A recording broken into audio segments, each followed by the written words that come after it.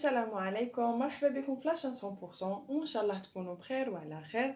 نهار اليوم ان شاء الله راح نديروا الدرس الثاني في اللغه الفرنسيه، راح يكون خاص بسنه الثالثه وسنه الرابعه، وراح يكون بمثابه مراجعه للسنه الخامسه.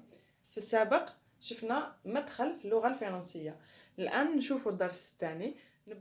نبداو لابارتي الاولى، راح تكون حول لي سيلاب، المقاطع الصوتيه. إذن لي سيلاب هي كل كلمة تتكون من عدة أجزاء تسمى سيلاب. مثال كاماراد، تابل. إذن لما نأخذ حرف من كونسون ونضيف حرف من فوايل يصبح حرف سهل للنطق ويسمى سيلاب. مثال لما نديرو بي بلس أ تولي با، لما نديرو دي بلس أو تولي بو. هنا عندنا كونسون بلس فايل راح تعطينا سيلاب. نفس الشيء مع باغ اكزومبل ان بلس او ايغال مو، ان بلس يو ايغال نو، سي بلس ا ايغال كا. دونك لما تتلاقى كونسون مع اون فوايل راح تعطينا اون سيلاب. لكن ماشي غير هادو لي سيلاب، راح نتعمقوا شويه.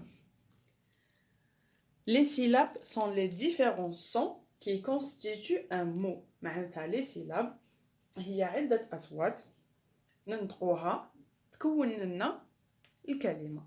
ملاحظة، les syllabes ليست مكونة من حرف ساكن ومتحرك فقط، يعني كما شفنا هنا، بل يمكن أن تكون من حرف ساكن وحده أو حرف ساكن بلس حرف ثابت أو عدة حروف. نشوفوا مثال. هنا عندي كلمة école، banane، fromage، voiture، avion، bateau، lion. شفتوا هنا عندنا مقطع واحد. نعطيكم القاعدة information. إذن هادو أمثلة، لأنه كاين بعض الكلمات فيها كو دو سيلاب، كاين اللي فيهم 3 سيلاب، كاين اللي فيهم 4 سيلاب، 5 سيلاب، اون سيل سيلاب. كل كلمة وكيفاش تتقسم. إذن هنا راح نعطيكم بعض القواعد مهمة جدا لأنه تساعدكم كيفاش تقطعوا الكلمة. إذن comment bien couper un mot. أولا on doit pas couper les mots moins de 4 lettres. شوفوا هنا par exemple كي قلت لكم lion، علاش ما قسمتوش؟ لأنه القاعدة تقول كي يكون كلمة متكونة من 4 حروف ما نقسموهاش. مثلا أخس أيضا، مال، آج. يعني لما تكون الكلمة فيها أقل من 4 حروف، معناتها 4 حروف 3 حروف، ما حاش نقسموها. نشوفوا القاعدة الثانية on ne doit pas séparer deux voyelles. نعطيكم مثال، مثلا نويل ما حاش نقسموه بهذا الشكل، نحبسوا عند لا فوايل ولا نعاودوا نبداو عند لا فوايل، راح يكون خطأ. القاعدة تقول لما يكونوا دو فوايل ما نقسموهمش. هنا أيضا شوفوا aviation عندنا لو اي والأ راهم دو فوايل، ما ندخلوش في الوسط ونديروا الخط في نهاية لا بروميير فوايل. لما تخلص لا فوايل الثانية تما اللي نديروا الخط، ماشي بهذا الشكل. نشوفوا القاعدة الثالثة quand on a deux consonnes entre deux voyelles on coupe entre les deux consonnes. هنا العكس تاع لي فوايل. شوفوا معايا في المثال كتبت لكم بالون، بالون هما واش قالوا لنا entre deux consonnes entre deux voyelles، هام لي دو فوايل لو ا و لو او، و لي كونسون تاعنا هام ليك دو ال. واش قالوا لنا on coupe entre les deux consonnes بهذه الطريقه. نزيدو نشوفوا المثال الثاني كولون. دونك هنا عندنا كو نقطعوها عادي، هنا عندنا لون عندنا دو زن معناتها دو كونسون، وما بين هاد لي دو كونسون عندنا دو فوايل لو او و لو او. الوغ نتبعوا القاعده، لما نجو نقسموا راح نقسموا في الوسط تاع لي دو كونسون، ماشي من قبل وماشي من بعد. نشوفوا القاعده الرابعه quand un mot est composé d'un préfixe مثلا دي ولا بري on coupe après le préfixe. معناتها هاي ليك الكلمه هي كلمه تاشي، اضفنا لها لو بريفيكس ولات ديتاشي. لما نجو نديرو تقطيع الكلمه راح نحطو دي اللي هو لو بريفيكس وحده يكون اول سيلاب، ومن بعد نقسموا باقي الكلمه. هنا لو بريفيكس راني درت لكم التعريف تاعو. لو بريفيكس est placé devant un radical et qui modifie le sens.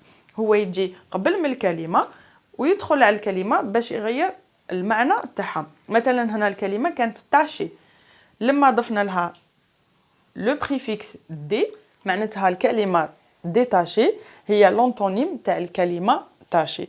دونك هنا كل بريفيكس و لو رول تاعو راح نشوفوه في درس اخر ان شاء الله.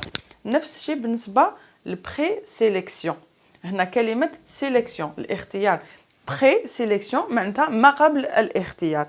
دونك لو بري اللي هو لو بريفيكس راح يكون بروميير سيلاب، وباقي الكلمه راح نقسموها وراح يولي لنا في مجملها 4 مقاطع. اذا هادو هما القواعد اللي شفناهم نهار اليوم باش نسهلوا على رواحنا عمليه تقطيع الكلمه الى دي سيلاب. الدرس الثاني هو لي كولور، الالوان. نعطيكم الالوان باللغه الفرنسيه وشرح تاعها باللغه العربيه. مثلا غري رمادي، جون اصفر، روج احمر، فير اخضر، بلو ازرق، اورانج برتقالي، مارون بني، نوار اسود، فيولي بنفسجي، روز وردي، بلون ابيض. هذه هي الالوان اللي راح يتطرق لها التلميذ تاع سنه ثالثه، ومشروط باش يتعرف عليها باش تساعدو في لي برودكسيون écrites و لي برودكسيون اورال. اذا نشوفوا من بعد لي جور دو لا سيمين. هنا عطيت لكم ايام الاسبوع مرتبه. لوندي الاثنين، ماردي ثلاثاء، ميركودي الاربعاء، جودي الخميس، فندردي الجمعه، سامدي السبت، ديمانش الاحد. نشوفوا الان لي موا دو لاني، اشهر السنه. janvier, février, mars, avril, mai, juin, juillet, août, septembre, octobre, novembre, décembre. نشوفوا الآن la phrase déclarative، الجملة الخبرية. إذن الجملة الخبرية هي الجملة التي تخبرنا بشيء، تبدأ دائما بحرف كبير وتنتهي بنقطة. يعني la phrase déclarative commence par une majuscule et se termine par un point. Elle déclare quelque chose, donne une information. تعطينا معلومة. مثال: ma sœur va à l'école. راني بديت بماجيسكول وكملت بنقطة. هذا النوع من الجمل اسمها الجملة الخبرية، la phrase déclarative. نشوفوا النوع الثاني من الجمل هو la phrase interrogative، الجملة الاستفهامية. الجملة الاستفهامية هي الجملة التي تنتهي بعلامة استفهام وتستخدم للتساؤل أي لطرح أسئلة.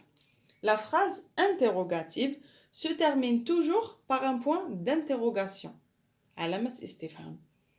Elle sert à poser une question. مثال: comment tu t'appelles؟ donc هنا لما درت الجملة الاستفهامية تاعي كانت عبارة عن سؤال وفي الأخير كملت بعلامة استفهام ماشي بنقطة. نشوفوا النوع الثالث تاع الجمل هو لا فراز إكسكلاماتيف، الجملة التعجبية. الجملة التعجبية تعبر عن إحساس أو إعجاب وتنتهي بعلامة تعجب. La phrase exclamative est une suite de mots qui expriment un sentiment ou émotion et qui finit toujours par un point d'exclamation, علامة تعجب, qui commence souvent par des mots comme que, quel, comme وغيرها. إذن généralement بصفة عامة الجملة تعجبية تخلص دايما بعلامة تعجب، لكن لما نجوح نبداوها بكلمة من هذه الكلمات اللي تعبر عن إحساس أو إعجاب. نشوفوا مثال: comme notre classe est belle. دونك هنا هذه الجملة راني بديتها بكلمة comme وكملتها بعلامة تعجب. هذه الثلاث أنواع تاع الجمل مهمة جدا للتلميذ، راح تساعده طريقة الكتابة وطريقة القراءة والنطق أيضا. راح نخلي لكم كامل هاد الدروس اللي رانا نديروهم، تلقاوهم من بعد في لاشين تاعي على شكل ملخص، ونحطهم مام على لو كونت فيسبوك. اذا نشوفوا الدرس الاخر، لو ماتيريال سكولير، الادوات المدرسيه ولا اللوازم المدرسيه.